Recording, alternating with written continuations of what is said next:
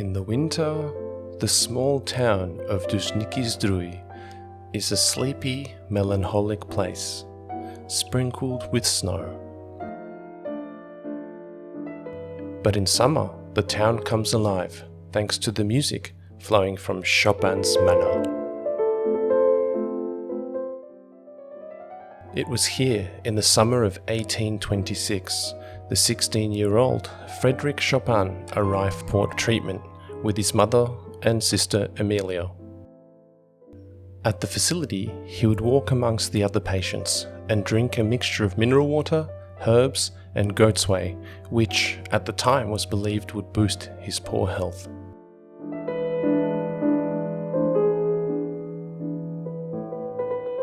Suddenly, a tragedy. One of the patients, a father of 4, had passed away. The others asked Chopin to play a concert in the benefit of the orphaned children. The young Chopin agreed without hesitation. His first concert was considered a success, and he followed on with another. The Warsaw Courier wrote of him, "Much praise to Chopin. His concerts brought great support for the children." Chopin, as a young musical genius, was compared to Mozart. His previous successes in Warsaw and these 2 relatively modest charity concerts were hugely important in furthering Chopin's musical career. Chopin's father did not want him to go to the Conservatory of Music. Instead, he wished him to study at the university. However, thanks in part to the success of these concerts and the strong insistence of his musical teachers, Chopin's father came around to a compromise. As a result, Frederick began studying harmony and composition at the conservatory, but he had to attend lectures at the university too. After graduating, Chopin went to Vienna. It was there where he learned about the outbreak of the Polish uprising against Russia.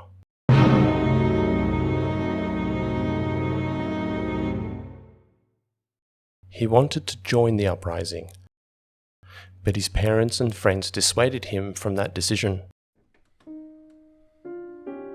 The poet Stefan Witwicki had written to him, "My dear friend, in your future I wish you to remember that you left Poland not to miss it, but to educate yourself in your art and become a source of consolation and glory for your family and the country."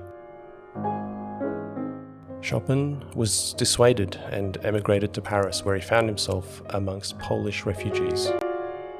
It was here, in this foreign land, the great career of the Polish music genius took off, and this led him to the salons of the French aristocracy. In Paris, Chopin met George Sand, a popular writer, who was also famous for many romances. She was related to the Polish king Augustus II the Strong, a rotten king to have, a drunkard and a libertine, known as Augustus II the Strong. His only strength was supposedly having 300 illegitimate children. George Sand was the great-great-granddaughter of this Augustus II the Strong, and she befriended Chopin in 1838.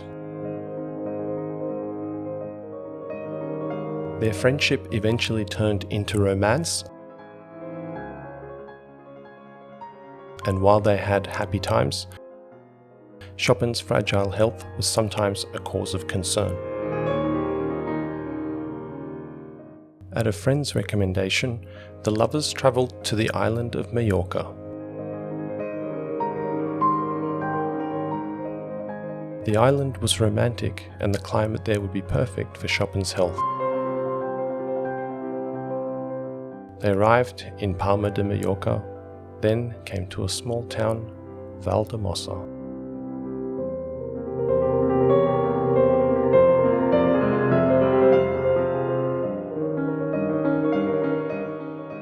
And we arrived here following their footsteps.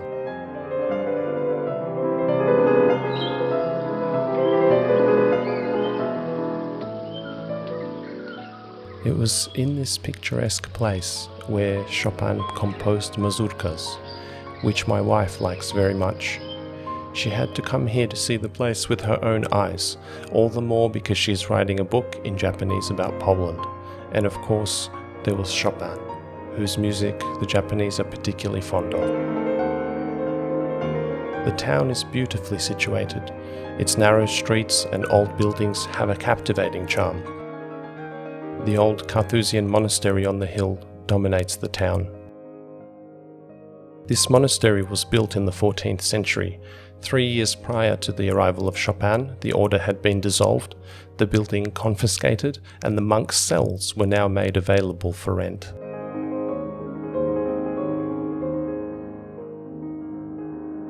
So George Sand decided to live there. And in December 1839, artists from the greater world appeared in this little remote village.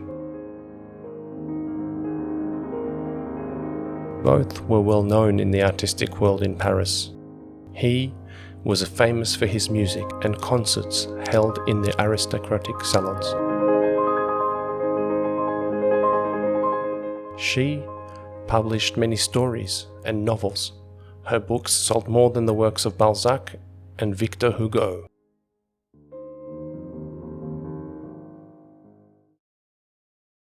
She was fascinated by the young genius, his delicacy, sensitivity, and manners. And above all, his music. He was completely different from her previous lovers. On the other hand, Chopin was initially not delighted with the sight of George Sand. He didn't like her face, kind of repulsive and unpleasant. But after a year and a half of acquaintance, he fell in love and they had a passionate romance.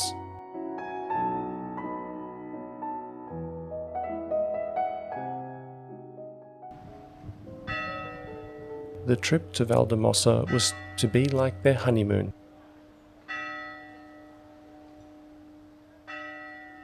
And they were quite an extraordinary pair. Sand shocked everyone. She was extravagantly dressed and smoked a cigar or a pipe. Chopin was a younger lover. She had brought children from a previous marriage even. In addition, they didn't attend Mass, even though they lived in a monastery. This was unacceptable for the villagers, who spread rumors that Chopin had tuberculosis and that the couple shouldn't be approached. George Sand's children would have stones thrown at them. On top of which, the weather was horrible, which affected Chopin's fragile health. When we arrived here in September, the weather was fantastic, but winter weather in December was unbearable for them. It rained often. Perhaps it was one of those rainy days when Chopin sat down to the piano and composed Raindrop Prelude. You can hear the melancholic sounds of rain. In the stone cell, it was bitingly cold. It was difficult to warm it with a tiny heater.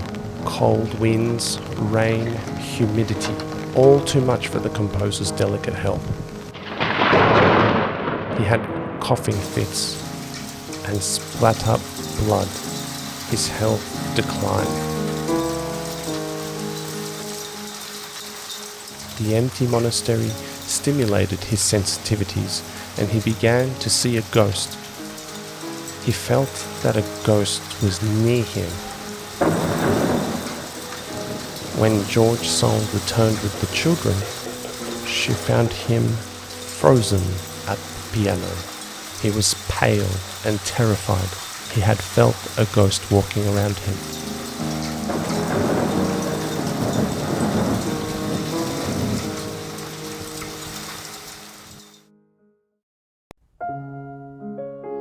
But on pleasant sunny days, Chopin composed and played.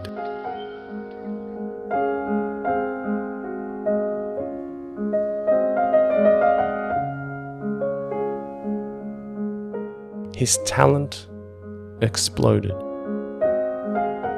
In his time here, he created a series of preludes and mazurkas.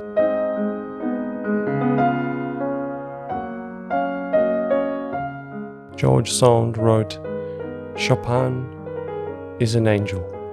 His kindness, tenderness, and patience sometimes disturb me. It seems to me that he is too delicate, too extraordinary, and too perfect to live in our hard earthly life." Being terminally ill, he created paradise-scented music in Majorca.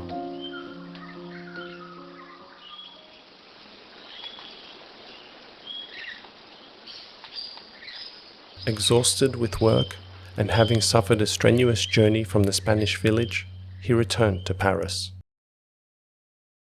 He gave lessons to aristocrats and was constantly composing. Sometimes he gave concerts. Before his unfortunate breakup with George Sand, he played a charity concert for Polish immigrants in the Hotel Lambert.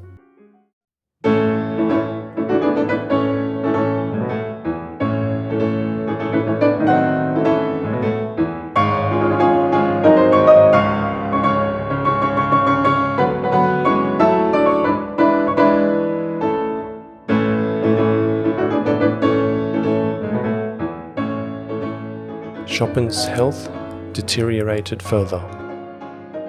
The last concert by the poet of the piano took place in 1848. Playwright Ernest Legouve wrote, "There are two beings in Chopin, a patriot and an artist. The soul of the former ignites the genius of the latter."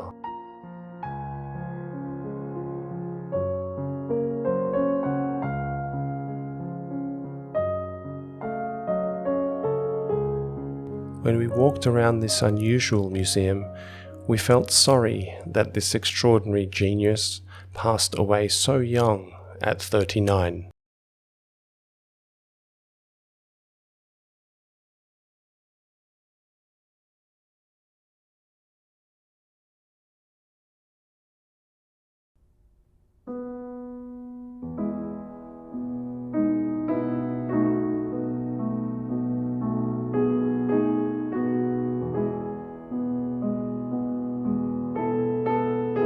There was a church ceremony, followed by a procession, which was attended by aristocrats, intellectuals, musicians, painters, and the artistic elite of Paris, as well as his close friends. While solemn an occasion, this must have been a grand sight.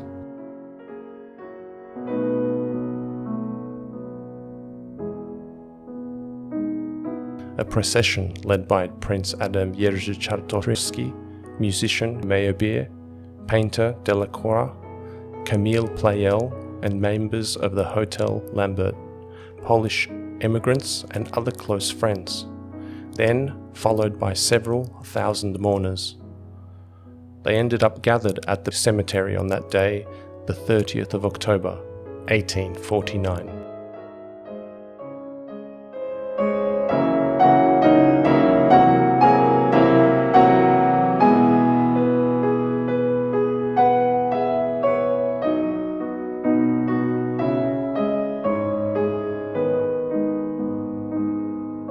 Following Chopin's wishes, his heart was brought to Warsaw and the urn was placed in the Holy Cross Church in Krakowskie Przedmieście.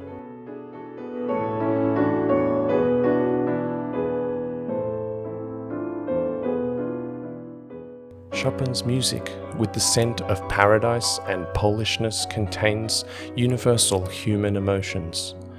It resounds all over the world, being the treasure of all mankind.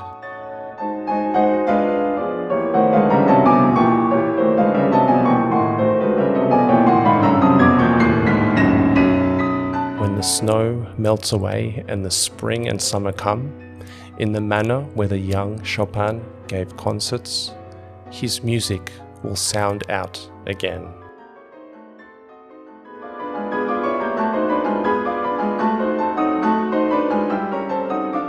Frederick would be happy to hear it.